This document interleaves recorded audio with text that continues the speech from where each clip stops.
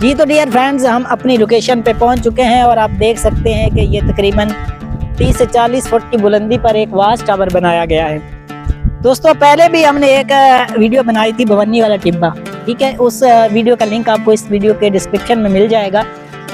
वहाँ पर भी हमने एक बात का जिक्र किया था और वो ये थी कि अकबर दौर में काफ़ी ज़्यादा जो है वो इस तरह के वाच टावर बनाए गए थे, बुलंद टीलों पे या फौजी छावनियाँ बनाई गई थी। दोस्तों, तो आज उसी तरह की एक दूसरी लोकेशन पे हम आ जाए हैं और सतगड़ा एक गांव है उकाड़ा का, वहाँ पे हम आए हैं। यहाँ पर एक दो और भी तारीखी इमारतें हैं, उसके बारे भी हमने वीडियो बनानी है बाद में, लेकिन अभी हम इस जो जगह का आपको विजिट कराने जा रहे हैं और इस वाच टावर के बारे में आपको कुछ हिस्टोरिक फैक्ट्स बताने जा रहे हैं और इसका स्ट्रक्चर, इसकी जो वजह है वो कि क्या वजह थी कि इस वाच टावर को बनाया गया इतनी बुलंदी पे, और इसका स्ट्रक्चर किस तरह का है और किस तरह जो है वो इस वाच टावर के ज़रिए फौजी जो अपनी दफाई हिकमत अमली बनाते थे। ये देखिए दोस्तों, ये तकरीबन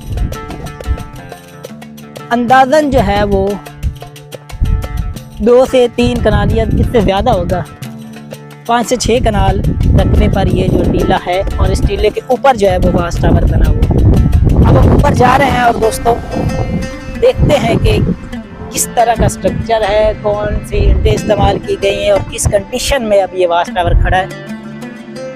दोस्तों, ये मुग़ल दौर की बात है, तो मुग़ल दौर का जो स्ट्रक्चर है वो हमसे छुपा हुआ नहीं है, क्योंकि अक्सर जब व्लॉगर्स हैं वो ऐसी तारीखी जगहों पे जाते हैं। और ये जो ईंटें हैं ये तो तकरीबन जितने भी तारीखी जगहों को देखने वाले लोग हैं वो बाखूबी वाकिफ़ हो चुके हैं, ठीक है, कि मुग़ल दौर में किस तरह की ईंट इस्तेमाल होती थी, किस तरह का सीमेंट इस्तेमाल होता था। और ये जो बारीक है ईंट, ये आज की जो हमारी जो ईंट है, आज के दौर में इस्तेमाल होने वाली मोटी ईंट, उससे कहीं गुना ये मजबूत है, ठीक है। और ये देखिए दोस्तों, यहाँ पर जो है वो फौजी खड़े होकर नज़र रखते थे इर्द गिर्द।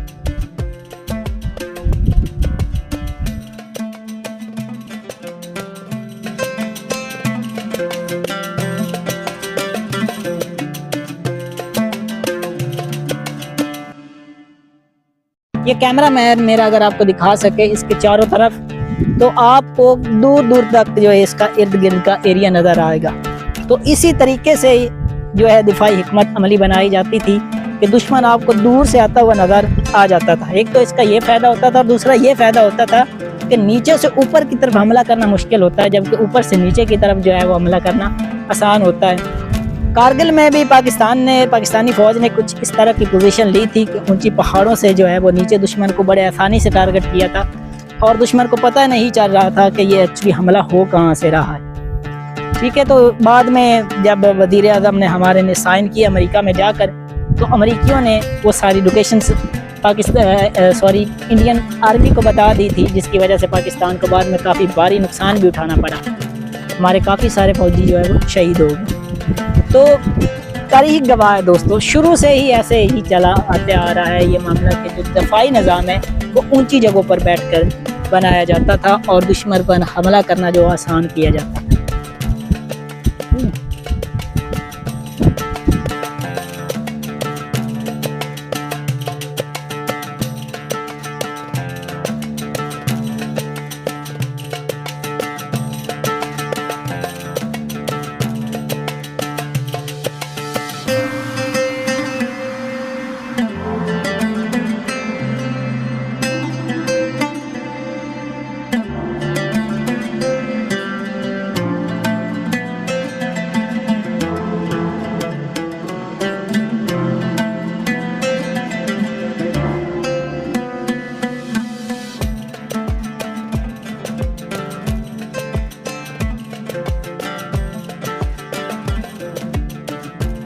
जी तो डियर फ्रेंड्स, ये थी एक हमारी छोटी सी वीडियो, छोटी सी काविश।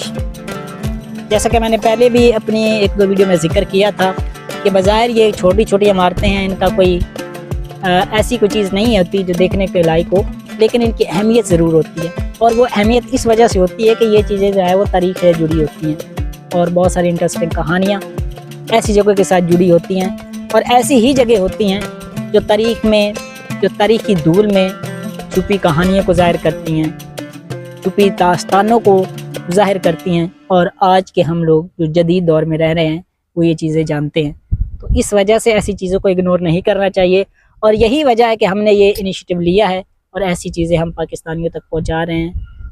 पाकिस्तानियों के अलावा बाहर भी जो हमारे लोग दोस्त इंडियंस हैं जो देखने वाले हमारे चैनल्स को, उन तक ऐसी चीज़ें पहुंचती रहती हैं और ये चीज़ें देखने के लायक हैं। अगरचे हम नहीं समझते वो एक अलग बात है। तो इसलिए प्लीज़ हमारे चैनल को सब्सक्राइब करें, वीडियो को शेयर करें and hit the bell icon to keep update yourself, ताकि हमारी जो नई वीडियो है उसका नोटिफिकेशन आप तक पहुंचता रहे।